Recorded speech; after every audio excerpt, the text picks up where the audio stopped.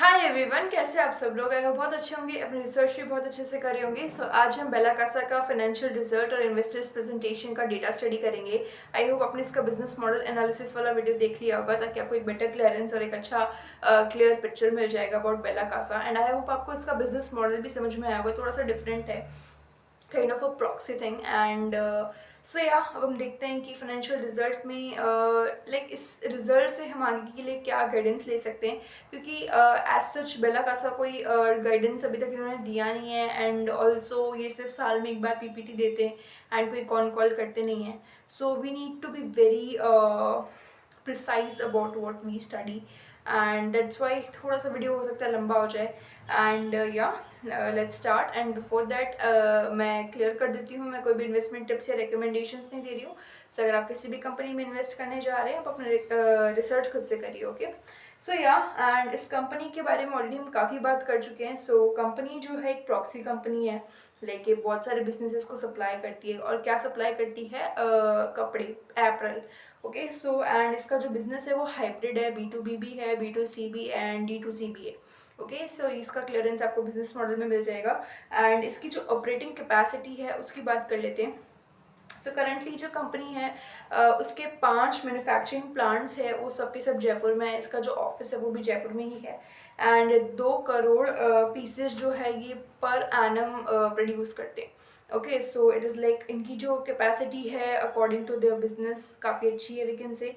And इनके इनके पास में लगभग 3,000 लोगों की वर्कफोर्स भी है, ओके। सो ऑपरेटिंग कैपेसिटी के लिए इतना ही है, मतलब ज़्यादा कुछ कंपनी ने डिस्प्ले नहीं किया है। और एक्सपेंशन थोड़ा बहुत बताया, बट केपिक्स वगैरह हमें कुछ आइडिया नहीं है इसका। एक्सपेंशन देखते हैं। सो कंपनी ने बताया कि acquired 2 lands near current facility, जो अभी इनकी जहाँ इनकी करंट फैसिलिटी है उसी के पास में इन्होंने 2 नए लैंड्स एक्वायर किए, जहाँ पे बहुत जल्द हो सकता है नए मैन्युफैक्चरिंग प्लांट्स डाल दे। एंड एक नई कैपेसिटी इन्होंने रिसेंट में डाली थी, तो उसकी जो लाइक हम कह सकते हैं उसका जो कंट्रीब्यूशन है वो 1 करोड़ से ज़्यादा कंट्रीब्यूट करी है हर साल। एंड वो पिछले साल ही कमर्शियल हो गई थी। एंड इसकी ये जो नई कैपेसिटी डाली है अभी, जो 5 मैन्युफैक्चरिंग प्लांट्स है उसमें जो एक लास्ट वाला है वो थोड़ा फ्रेश है। एंड इसकी जो पूरी यूटिलाइजेशन है अगले साल तक आ जाएगी, मतलब पूरे नेक्स्ट ईयर तक ये अपनी पीक यूटिलाइजेशन पे काम भी करने शुरू कर देगा। मतलब अभी ये 1 करोड़ तक बना रहे हैं, ओके। एंड इसके अलावा they are on track to achieve zero net debt status backed by a steadily growing positive cash balance. Is like अभी इनको ज़ीरो अपना डेट कर देना है। इज लाइक ये उसी प्रोसेस में है कि हमें हमारा जो डेट है वो पूरा हटा देना है, ओके। सो इसके बारे में हम और बात करेंगे। सो आपने अगर एक चीज़ देखी होगी, सो ये बोल रहे कि नई कैपेसिटी जो है वो 1 करोड़ जो है एडिशनल बना रही है, मतलब 1 साल का। एंड जो हमारी 5 कैपेसिटी है टोटल मिला के अगर देखें तो वो 2 करोड़ पीसेस हर साल बना रही है। सो अगर आप हिसाब लगाओगे तो जो 4 है, एक एडिशनल उसमें से हटा दो तो 4 जो कैपेसिटीज़ है वो 1 करोड़ बना रही है। एंड जो नई कैपेसिटी है वो 1 करोड़ बना रही है, अगर मोटा मोटा हिसाब अगर आप देखो। सो हो सकता है जो पिछली कैपेसिटीज़ है वो इतनी एडवांस्ड नहीं है। एंड उनकी जो कह सकते हैं, हो सकता है एरिया में बहुत छोटी हो। सो इज़ लाइक हाँ, कंपनी को भी एक्सपेंशन करने की काफ़ी नीड है, we can say, right. And अब हम थोड़ा सा इनका इन्वेस्टर्स प्रेजेंटेशन का डेटा देखते हैं कि डेटा में क्या क्या बातें इन्होंने कही है। सो या ये बता रहे कि हम लोग एक एप्रल ओडीएम कंपनी है। So we design and manufacture for big organised retail industries of the India. And हमारी जो कैपेसिटी है वो 2 करोड़ पर एनम की है, मतलब इतने पीसेस हम बनाते हैं साल के। एंड फिर उन्होंने बताया कि 10 साल का कैगर आप देखोगे तो वो रहा है सेल्स में 16% का, पैट में 34% का, and ROE which is return on equity, like हम जो शेयर होल्डर्स है या हम जो है पैसा लगाते हैं, सो उन पे हमारे शेयर होल्डर्स को, इन्वेस्टर्स को कितना रिटर्न मिला है। So this is basically 15%, okay. So या एंड अगर आप देखोगे तो पैट में अच्छा ग्रोथ है। अगर 10 साल के कैगर की बात करें, सो पैट का ग्रोथ काफ़ी अच्छा है, 34%। एंड इंफ्रास्ट्रक्चर की फिर ये बताते हैं कि we have 5 manufacturing plant situated in Jaipur. Okay, so yeah these were some things. And फिर विजन की बात करते हैं. So to be the most technologically advanced and automated apparel manufacturer in India. So their emphasis on about becoming more advanced in technology, right, and automated apparel manufacturer in India. So it's like we want to automate everything and we want to install more technology and advanced machines kind of thing, ताकि हम हमारा जो product manufacturing process है उसको speed up कर सके and so that we can gain like sort of more sales, right? And then say this is that what is our mission?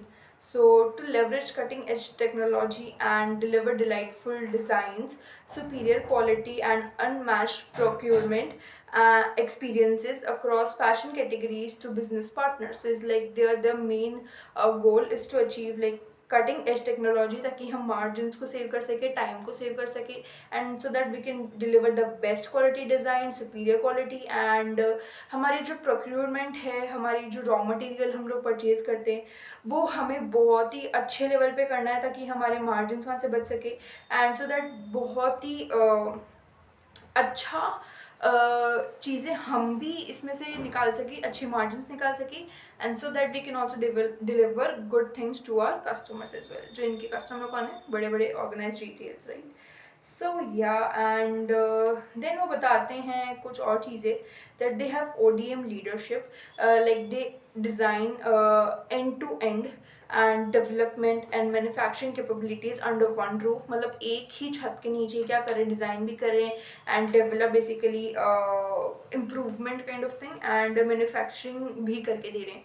So is like जो भी ऑर्गेनाइज रिटेलर्स हैं उनको इनसे फ़ायदा है कि हर चीज़ स्टार्टिंग से लेके एंडिंग तक इनके पास हो रही है. Later on, this says that strategic alignment with the top national brands, enabling collaborative growth. Like जो होने चाहिए अगर हम वो बना कर देंगे, so we can establish long term relations with them, and that can also help to improve margins over time. Like साल दर साल अगर हम थोड़े थोड़े margins भी बढ़ाएं, so that can also be very helpful for us. It's like दोनों चीज़ें जब साथ में काम करेगी ना, हमारे margins भी थोड़े improve होंगे, हमारा थोड़ा relation भी उनसे अच्छा होगा, एंड अगर हम उन्हें 100% quality with end to end delivery अगर प्रोवाइड करेंगे हमारे कस्टमर्स को, so they will choose us only end of the day, right? So वही है जो हमें back to back orders provide करेंगे, राइट? एंड देन ये बताते हैं embracing industry 4.0 principles enhance productivity and transparency. So what is this 4.0 principles of kind of thing? So ज़्यादा confuse नहीं होना है. This is basically the fourth generation of industry, we can say, like the fourth revolution. Fourth revolution कैसे कि पहले जो है मतलब इंडस्ट्री का revolution कैसे हुआ, अगर आप देखोगे पहले जो है steam वगैरह का यूज़ किया जाता था, heat वगैरह का यूज़ किया जाता था ताकि हम चीज़ें बना सकें. Then they moved on to electricity, so that was the second generation of that. Then they moved on to third, which was about computers, about CAD, and about more organized things and a little technology driven. And then this is the fourth generation जब हर एक काम जो है data and AI से होता है. So it's like we embrace the fourth generation, and हम उसको उसके लिए 100% कमिटेड है कि हमें जो है very much AI and technology and data driven चीज़ें जो है प्रोड्यूस करनी है, right? And sustainable practices that committed to ethical labour, environmental responsibility and circular thinking. It is like promise to the environment and the human resource thing, right? So फिर उनकी कुछ journey देख लेते हैं थोड़ी सी. सो 1996 में ये लोग इस्टेब्लिश हुए as Gupta Fabtex private limited, and 2012 में इन्होंने फिर अपना नया पहला प्लांट डाला सीतापुरा जयपुर में, एंड देन 2015 में इन्होंने अपना नाम चेंज कर दिया, बेलाकासा फैशन एंड रिटेल लिमिटेड कर दिया, और एक पब्लिक लिमिटेड कंपनी में कन्वर्ट हो गए. देन 2016 में ये BSE में रजिस्टर हुए, इनका IPO आया, एंड 2018 में फिर ये बीएससी एसएमई से बीएससी मेन बोर्ड पे ट्रांसफ़र हो गए। एंड 2019 में इन्होंने अपनी खुद की वेबसाइट लॉन्च की, bellacasa.in। देन 2021 में इन्होंने एक और नया प्लांट डाला जयपुर में। 2023 में इन्होंने अपने प्लांट की जो कैपेसिटी है वो 1 करोड़ पीसेस से ज़्यादा में इस्टेब्लिश कर दी। And 2000 and really sorry, there's an insect. So yeah, 2024 में then they said that strategic supply tie up with India's fast growing value retail brand। so इनका जो tie up है वो 2024 में और strong हो गया we can say। एंड 2025 में इन्होंने 2 नई फैसिलिटीज़ डाली एंड इनकी जो कैपेसिटी है वो 2 करोड़ से इंक्रीज हो गई, 2 करोड़ पर एनम पे ये लोग पहुंच गए। Okay, so yeah this was their complete journey from 2096 to 2025 and still they are growing a lot। okay, so yeah, and की थोड़ा सा रेवेन्यूज की बात कर लेते हैं। सो 2020 2020 में इन्होंने 163 करोड़ किया था पूरे साल में। फ्रॉम दैट इसमें से 68% इनका अप्रैल से किया था एंड 32% इनके होम फर्निशिंग से किया। 2021 में 129 CR, 59% from April, 41 from home furnishing.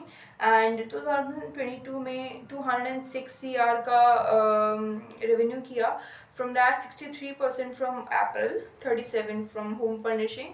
2023 FY23 में किया 202, slightly कम हो गया, ड्रैग हो गया।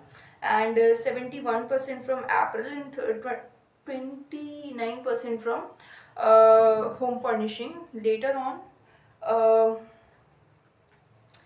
2024 FY24 में 75% नहीं 230 करोड़ किया टोटल। एंड उसमें से 75% अप्रैल से एंड 25% होम फर्निशिंग से। ओके, लेटर इस साल FY25 सॉरी पिछले साल उन्होंने 348 CR किया एंड उसमें से अप्रैल का कितना था 90% ऑफ शेयर, मतलब शेयर बढ़ गया 90%, 75% से 90% पहुंच गया। एंड होम फर्निशिंग रहा इनका 10%।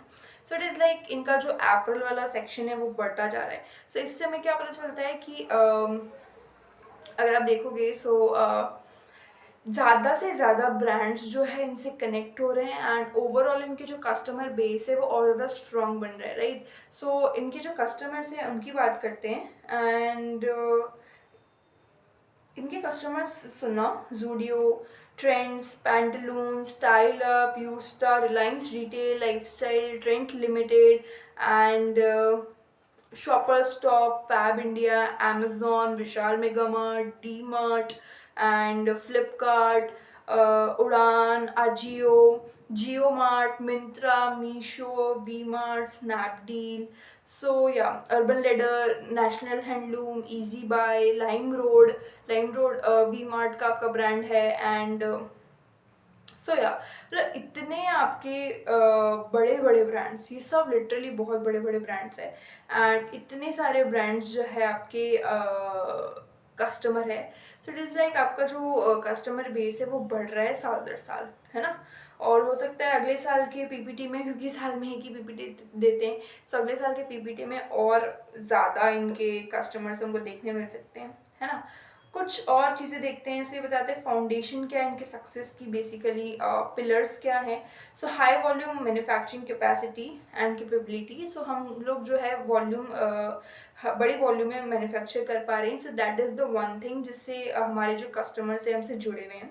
and 5 manufacturing units with an annual capacity of 2 crore pieces backed by scalable infrastructure and automation। So it is like we have a good capacity of producing 2 crore pieces per annum and yeah, so that is why हम जब volume में manufacture करते हैं so that cuts down our cost and increase the profit chunk, right।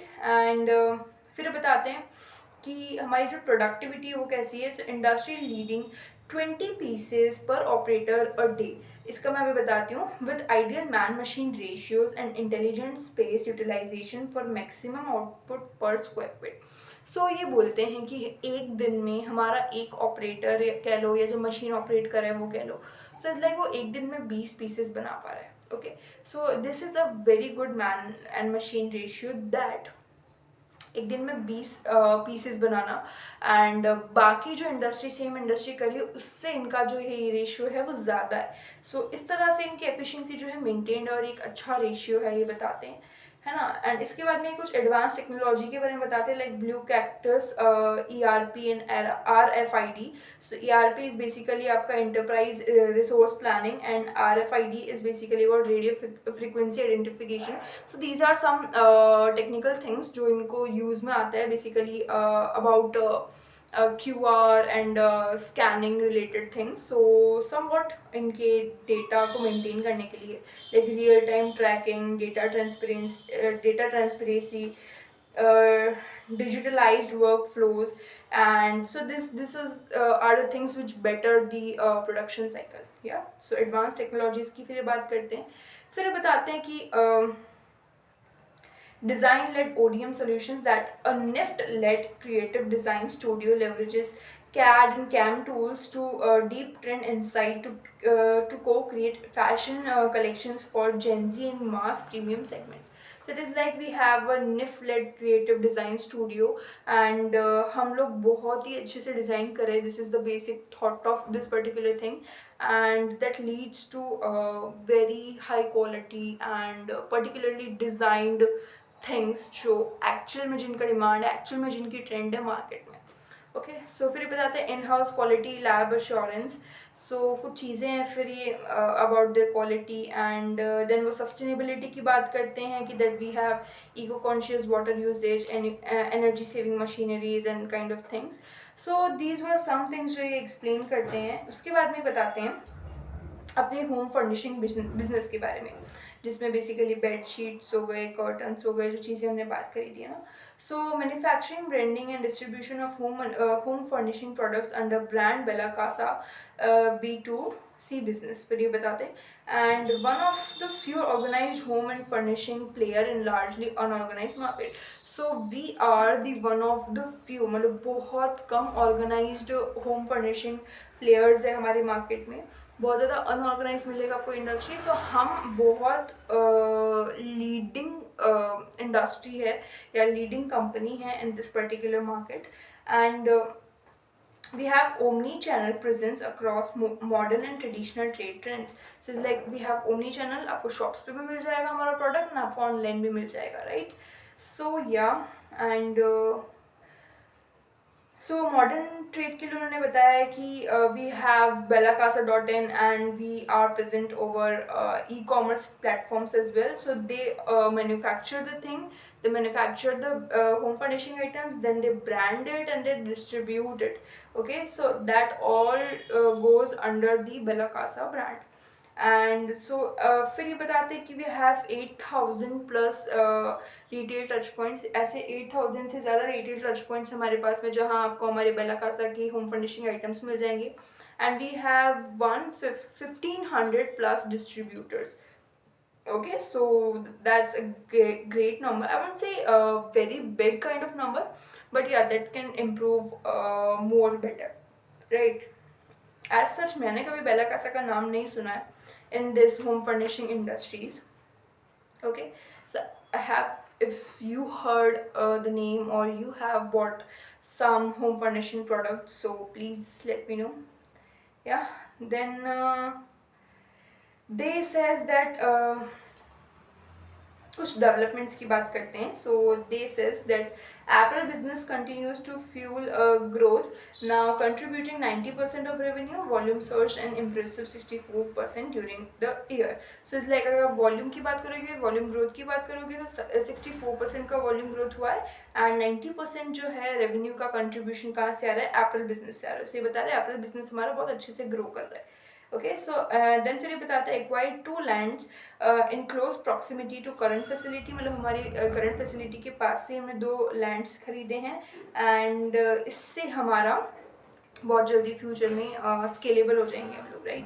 And फिर बताते हैं improvement in working capital cycle, primarily driven by inventory optimization, enhancing ability to undertake expansion initiatives without stretching the balance sheet. So it is like कि हम हमारी working capital को balance करने की कोशिश करें सो दैट हम ज़्यादा से ज़्यादा इन्वेंट्री ना होल्ड करें एंड बेसिकली हमारी जो एफिशिएंसी है वो बढ़ जाए, है ना, बिना हमारी बैलेंस शीट को ज़्यादा नुकसान पहुँचे. Okay, so yeah this was all the things इन्होंने अपने इसमें बताया है. फिर वो बताते हैं कि India's fast fashion industry is at an inflection point with market expected to grow from USD 10 billion in FY24 to USD 50 billion by FY31. So representing a CAGR of 25%. Okay, so is like हमारी जो fashion market industry है वो एक बहुत ही बड़ी inflection point है, उस like growth point और बूस्ट पॉइंट पर खड़ी है जहाँ पर हमें और 10 USD बिलियन जो आज के वक्त में FY24 की बात हो रही है वैसे तो ये, एंड वो FY31 में 50 बिलियन पहुंच सकता है. सो इट इज़ लाइक बहुत अच्छा ग्रोथ आने वाला है. सो ये जो ग्रोथ है वो सारी ही इंडस्ट्रीज को इम्पैक्ट करेगा related to apparel and fashion. So यहाँ पे एक रिटेलर नहीं कमाएगा, इस सारी चेन जो है वो कमाएगी. एंड ये जो प्रॉक्सी बिजनेसेस है ये बहुत ज़्यादा कमाएंगे ऐसे दौर में, right. So yeah these were all the things. And फिर ये थोड़ा सा मार्केट सेगमेंट बताते हैं कि आने वाले वक्त में मार्केट सेगमेंट कैसा होगा. सो 20 से 30% होगा अल्ट्रा वैल्यू जहाँ पे बहुत ज़्यादा सस्ता आइटम्स होंगे. 100% आपके मार्केट शेयर में से 20 से 30% अल्ट्रा वैल्यू लाइक बहुत छोटे और सस्ते प्रोडक्ट्स काइंड ऑफ थिंग होगा. फिर होगा आपका मिड वैल्यू, वो होगा 50 से 70%. And mid value is like people will become more conscious about quality. They will always be able to pay the price, भले वो थोड़ा सा हायर साइड पे हो. And very much digitally influenced होगा ये 50 से 70% का आपका segment and very much fashion forward as well.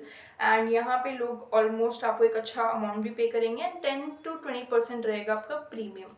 Okay, सो ये FY31 तक का एस्टिमेट है. सो जो आपका छोटा मार्केट है ना, चीपेस्ट मार्केट, वो रहेगा 20 से 30%, 50 से 70% like quality driven and 10 to 20% आपका प्रीमियम.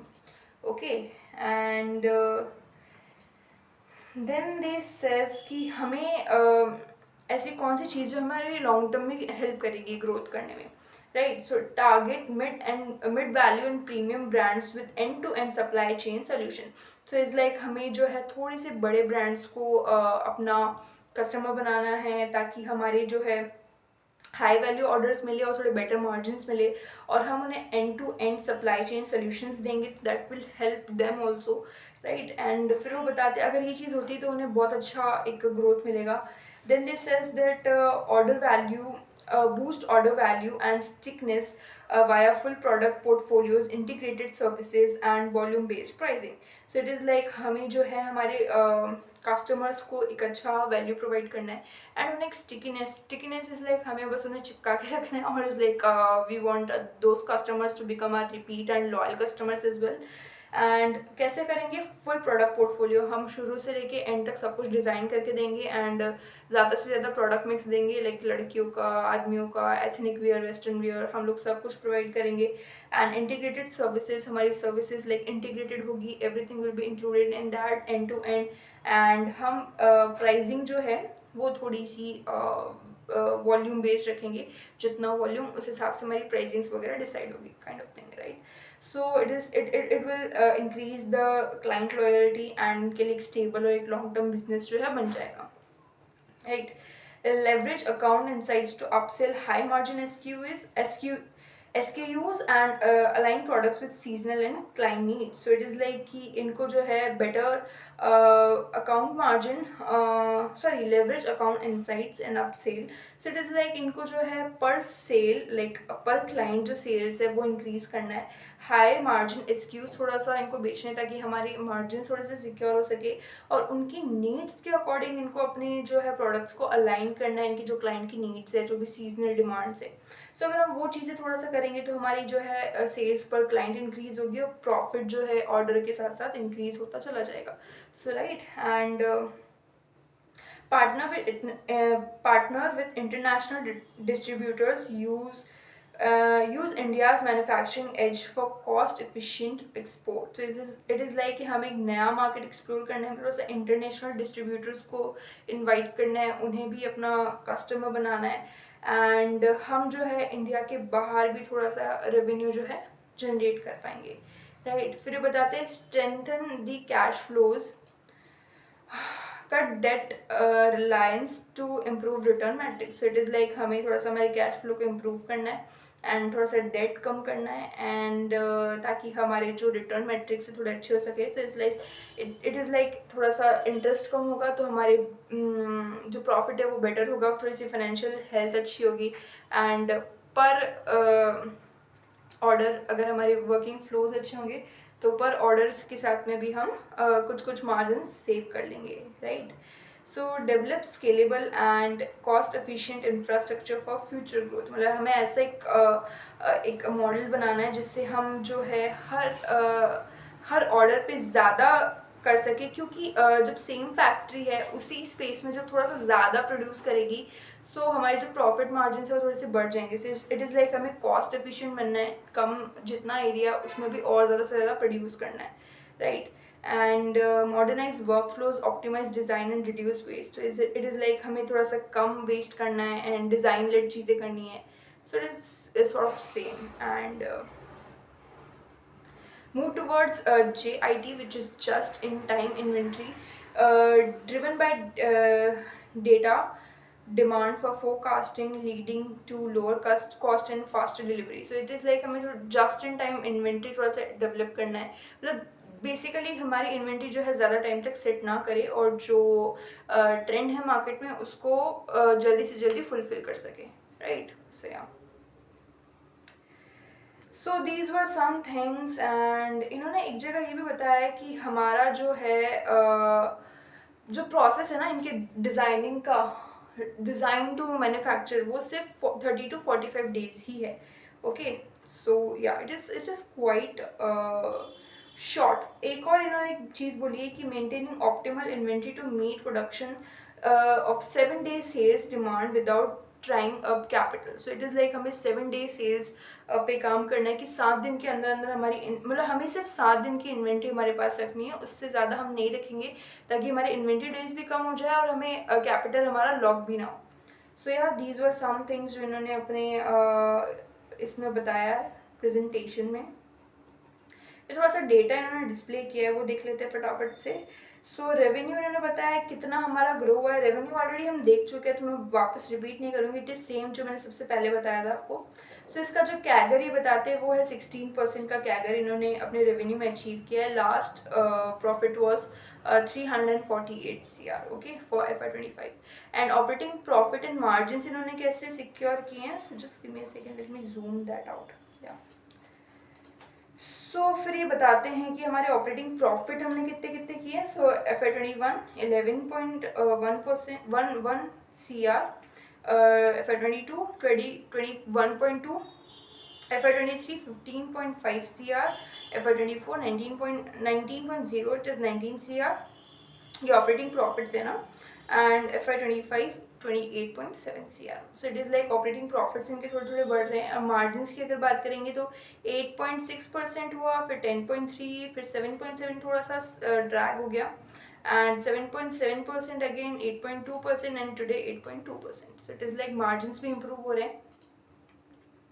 एंड नेटवर्थ फिर इनकी बताती हूँ मैं आपको। सो FY21 में 60 करोड़, 22 में 69 करोड़, 23 में 75 करोड़, 24 में 84 करोड़, और आज के वक्त 25 में 149 करोड़। सो यहाँ पे एक बूस्ट आपको देखने को मिलता है, राइट। विद दैट आपका पैट इन्होंने बताया कैसे ग्रो किया है हमारा। सो 21 में इनका पैट था 5.4 करोड़, 22 में 11.2 करोड़, 23 में 7.8 करोड़, 24 में 10.2 करोड़, 25 में 15.8 करोड़। ओके, सो कैगर इसका रहा है 23.9%। सो it is like PAT is quite impressive also.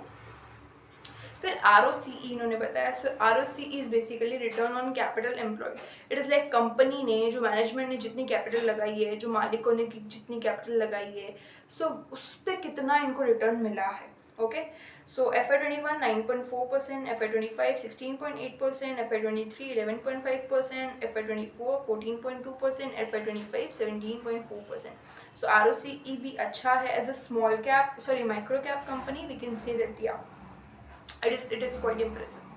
Date की अगर बात करें सो 21 में 35 करोड़, 22 में 45 करोड़, 23 में 37 करोड़ एंड 24 में 41 करोड़ और 25 में just 3 crore. So it is like debt इनका ऑलरेडी बहुत कम हो गया. अगर हम देखा जाए तो वी कैन से कि इनका जो कैश फ्लो है वो इम्प्रूव हो रहा है, right. So this can be the main reason कि इनका जो डेट है वो काफ़ी हद तक कम हो गया है. सो these were all things about investors presentation. अब मैं आपको नेक्स्ट क्वार्टर के लिए हम लोग कितना एक्सपेक्ट कर सकते हैं, हमने रिजल्ट भी देख लिया. एक बार फिर से मैं आपको रिजल्ट बताती हूँ और YOY Q-on-Q ग्रोथ वगैरह बताती हूँ, क्योंकि कंपनी का ये जो PPT है इसमें Q-on-Q की कोई बात नहीं हुई है. यहाँ पे आप देखोगे तो सिर्फ ईयर ऑन ईयर पे ही डेटा डिस्प्लेड है. ओके, सो इस क्वार्टर इन्होंने कितना सिक्योर किया वो देखते हैं. सो Q1 FY26 में इन्होंने सिक्योर किया 90 करोड़ का रेवेन्यू. उसमें से प्रॉफिट इनका रहा है 4.7 करोड़. ओके, एंड YOY में अगर मैं आपको कंपेयर करके बताऊं सो YOY में इन्होंने पिछले साल 74 करोड़ का रेवेन्यू किया था एंड उसमें से प्रॉफिट था इनका 3.3 करोड़. ओके, सो YOY रेवेन्यू ग्रोथ रहा 21% एंड YOY प्रॉफिट का ग्रोथ अगर आप देखोगे, पैट का ग्रोथ देखोगे सो 41%. पैट ग्रोथ बहुत अच्छा है और ये हुआ मेजरली मार्जिन्स की वजह से. मार्जिन्स भी मैं आपको बताऊंगी कैसे चेंज हुए हैं इनके. And also revenue growth is great, is like 21%, right. Also ये अभी भी इम्प्रूव हो सकता है. एंड Q4 का देखें Q-on-Q सो 87 करोड़ इनका Q4 25 में था, वो 90 करोड़ गया एक क्वार्टर में. सो यहाँ पे जो Q-on-Q ग्रोथ है वो है 3.4% एंड प्रॉफिट जो था वो था 4.34 करोड़ एंड अभी है 4.70 करोड़. सो ये जो ग्रोथ है वो 8% का है. ओके, एंड अगर मैं आपको पैट मार्जिन्स की बात करूँ सो Q1 FY26 में इनका पैट मार्जिन था 4.5%. देन Q4 FY25 में हुआ 5% एंड देन अभी गया है 5.22%. ओके, सो Q1 FY26 में. सो आप देख पा रहे हो मार्जिन्स भी इनके इम्प्रूव हो रहे हैं, राइट. सो मार्जिन्स इम्प्रूव हो रही है, सेल्स में भी अच्छा ग्रोथ आया, वॉल्यूम ग्रोथ 64% का हुआ है, right. And so we can say yes, the company has a good direction according to the numbers as well. and बाकी तो अगर कॉन कॉल वगैरह हो, थोड़े से मैनेजमेंट से टच बढ़े सो हो सकता है और डिटेल्स मिले, राइट. सो अगर आप Q1 FY26 का मार्जिन देखोगे वो था 4.5% एंड अभी हो गया 5.2%. तो होपफुली इस ईयर एंडिंग तक हमें 6% का पैट मार्जिन भी देखने को मिल सकता है, राइट. एंड प्रॉक्सी कंपनीज में थोड़ा सा पैट मार्जिन आपका कम ही रहता है. फॉर नेक्स्ट क्वार्टर मैंने एक्सपेक्ट किया है कि अगर 5% तक का ग्रोथ देखने को मिलता है. हालांकि इस फेस्टिव सीजन है, थोड़ा सा लोग शॉपिंग वगैरह ज़्यादा कर रहे हैं. सो ये मार्जिन्स जो है, सॉरी ग्रोथ जो है Q-on-Q के हिसाब से मैंने लगाया ना, सो 6 से 7% या 8% या 10% तक भी देखने को मिल सकता है. So on the conservative side I am expecting कि अगर 5% का ग्रोथ आता है so it can go around 94 to 95 crore, right. 5 crore more than this year. So I am conservative on this. So let's see result कैसा आता है. एंड इसमें से ये लोग नेट प्रॉफिट सिक्योर कर सकते हैं अराउंड 5 CR अभी तक इनकी हिस्ट्री में नहीं हुआ है, वैसे देखा जाए पिछले साल तक की हिस्ट्री में. सो या अगर 5 करोड़ क्रॉस करते हैं तो काफ़ी अच्छा इम्पैक्ट पड़ेगा बिजनेस पे एंड इसकी जो स्टॉक प्राइस है and overall the things, right. अब हम देखेंगे इनका कैश कन्वर्जन कैसा है ना. सो इन्वेंट्री डेज की पहले बात करते हैं. सो मार्च 25 का देख लेते हैं पहले. सो मार्च 25 में इनके इन्वेंट्री डेज थे 282, 24 में थे 407, 23 में थे 381. सो अगर आप देखोगे तो इनके इन्वेंट्री डेज कम हुए हैं. 381 23 में, 407 24 में, 25 में 282. सो इम्प्रूव हो गया है काफ़ी हद तक, पिछले साल से तो लगभग आधा हो गया है, राइट.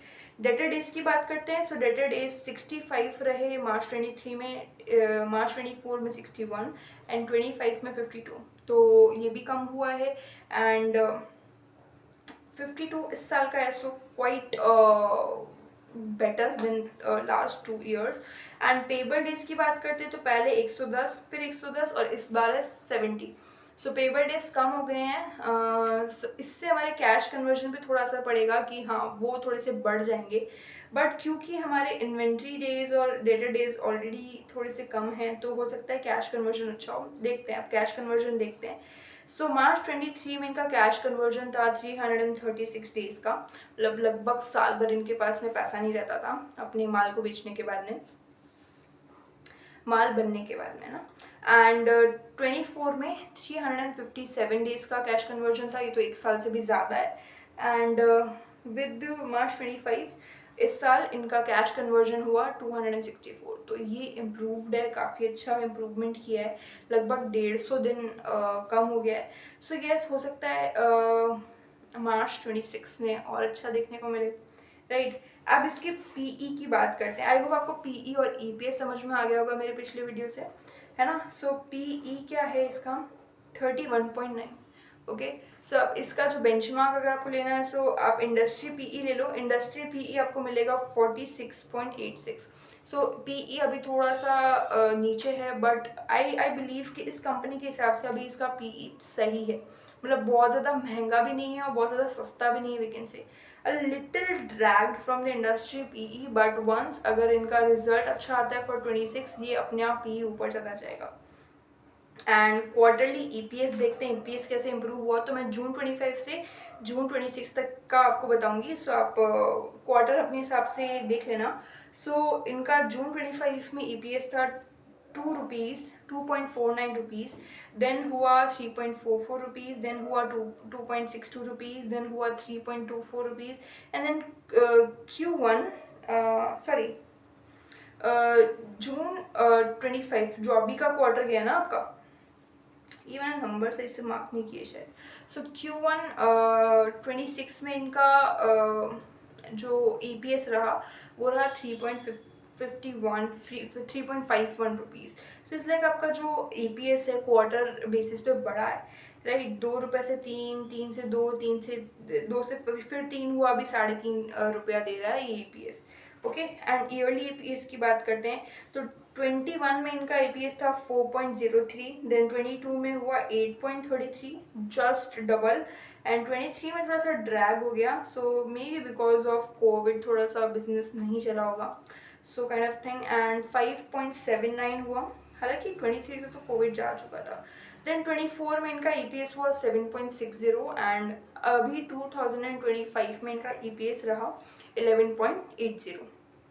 लाइक EPS बहुत अच्छा इंप्रूव हुआ इनका, लगभग 11 रुपये का EPS इनका है। And TTM which is 12 month tailoring अगर हम देखें, या फिर 12 टेलरिंग मंथ भी इसको बोलते हैं, मतलब पिछले 4 क्वार्टर और इस क्वार्टर का मिला के अगर हम देखें EPS, तो अभी 12 रुपये है, लगभग 12.81 रुपीज़ का EPS है। So yes, this EPS can also improve moving forward with the upcoming quarters। and जो सेक्टर का डेटा है वो आपका सेम रहेगा क्योंकि ये सेम ही इंडस्ट्री है। एंड ऑल्सो इन्वेस्टर्स प्रेजेंटेशन में इन्होंने ऑलरेडी डिस्प्ले कर दिया है। सो आई होप आपको बेला कासा का काफ़ी हद तक अब समझ में आया होगा what direction is this company going in. मुझे ऐसा लगता है कि कंपनी जो है अभी थोड़ा सा बूस्ट वाले स्टेज पे आई है, मतलब इसका अभी प्रॉफिट्स इम्प्रूव हुए हैं एंड EPS इम्प्रूव हुआ है, ऑल्सो थोड़ा सा लेवरेज आना शुरू हुआ है। सो वी कैन से कि आगे चल के कंपनी अच्छा कर सकती है। And also there are some things, मतलब कॉन कॉल नहीं है, इवन PPT भी साल में एक ही बार दे रहा है। सो सॉर्ट ऑफ हमें नहीं पता पड़ता एक्चुअल में मैनेजमेंट में चल क्या रहा है, right.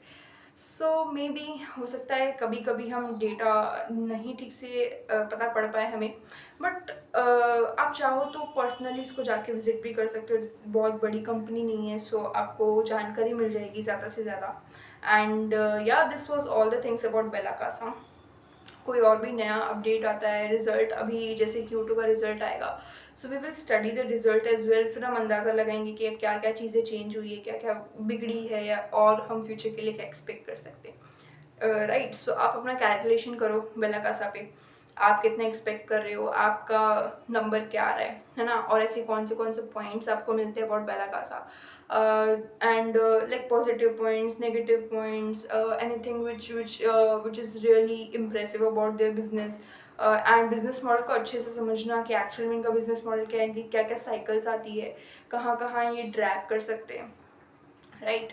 So yeah this was all the things about Bella Casa, and मैं आपसे नेक्स्ट वीडियो में मिलूंगी. Till then do your research. Thank you.